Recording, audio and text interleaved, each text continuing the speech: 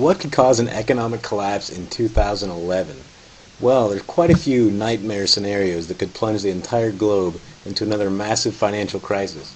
The United States, Japan, and most of the nations in Europe are absolutely drowning in debt.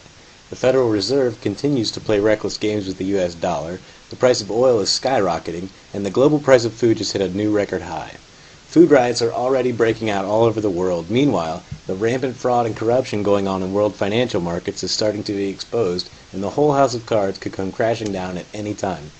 Most Americans have no idea that a horrific economic collapse could happen at literally any time.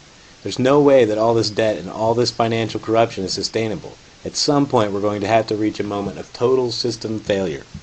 So will it be soon? Let's hope not. Let's certainly hope that it does not happen in 2011. Many of us need more time to prepare. Most of our families and friends need more time to prepare. Once this thing implodes, there isn't going to be an opportunity to have a do-over. We simply will not be able to put the toothpaste back into the tube again. We'd all better be prepared for hard times. A couple of scenarios that economic collapse could happen potentially in 2011. The U.S. debt could become a massive crisis at any moment. China's saying all the right things at the moment, but many analysts are openly worried about what could happen if China suddenly decides to start dumping all the U.S. debt they've accumulated. Right now, about the only thing keeping the U.S. government finances going is the ability to borrow gigantic amounts of money at extremely low interest rates. If anything upsets that paradigm, it could potentially have enormous consequences for the entire world financial system.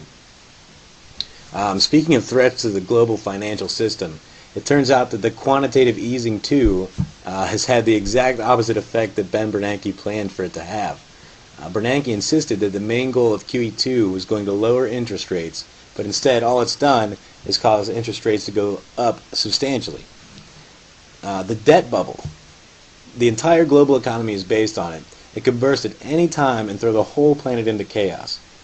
According to a new report from the World Economic Forum, the total amount of credit in the world increased from 57 trillion back in 2000 to 109 trillion in 2009. The WEF says that the world is going to need another $100 trillion in credit just to support the projected economic growth over the next decade.